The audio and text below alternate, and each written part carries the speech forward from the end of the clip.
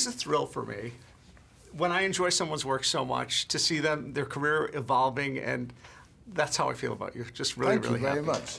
In fact, I interviewed your father at one point, and I didn't know your lineage, and I was still a huge fan. So see, that's what a talented actor you are. Well, thank you. Your thoughts when you get this role? This is quite a franchise in the making, I think. Yeah. I love the role. I love the idea of having a part where you get to make three very distinct impressions on an audience, you know, and you're because of the sort of the twists with the character, that you get to change the way the audience feels about your character, and that's a great opportunity if you have that in the short space of time that the character is actually on screen. Is that you really keep shifting the way that you want them to think about your character. It's great. When a writer makes something that has a baby like this franchise and then hands it off to a director, sometimes that's not a harmonious relationship. Thankfully, in this case, it is. Yeah. How often is she on the set, and what discussions do you have with her? Well, she, as far as I understand, she was there in the pre-production period. She came to a read-through. There was some fairly heavy sort of changes that went on after the read-through in terms of either dialogue or structure and stuff like that she was involved in.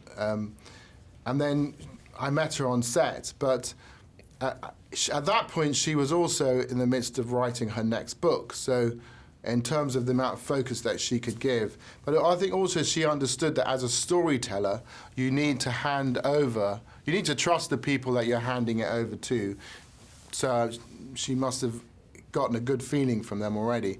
But you have to let there can only be one captain on the ship, you know what I mean? And they need to be the one who's responsible for making the decisions. So, and one of the discussions that I had with Harold and with Robert was that, particularly because my character was responsible for establishing the mythology and explaining the world that these people were in, that scene that he has with Lily's character near the beginning of the story, that we had to get it right, we had to make it really clear, and it had to be completely consistent with the mythology in the books, so that we didn't want to contradict anything. We had to make and it was difficult to do because you've got to shrink it down into about 4 minutes, and that's about 12 pages in the book where he explains that entire world. So, and we worked on that really very, very seriously for about 3 or 4 days of just writing, rewriting. You mentioned Lily. I come away from this film just so impressed with her, and you know, a great star in the making. What are your thoughts on Lily? I agree. Yeah, absolutely. You know, she's a great presence. Has a great rapport with the camera. You know, you can tell that it picks up everything. So, I agree. I love something too that has a legion of fans that are so loyal and clamor for it to come out and can't wait. Are you prepared for that? For the questions, people coming up to you saying, "Oh, I'm a huge fan of this." You know, I think I don't have the moustache and the wig, so I might escape some of that. But for my interactions with them so far, they have seen the movie and they love it. And that's really the most important hurdle in the beginning to get over, is that you've made a movie that the fans, not that they can just embrace, but that it has it's lived up to their imagination of what they wanted this world, what they wanted to see in this world. And that's a really, really tough thing to do.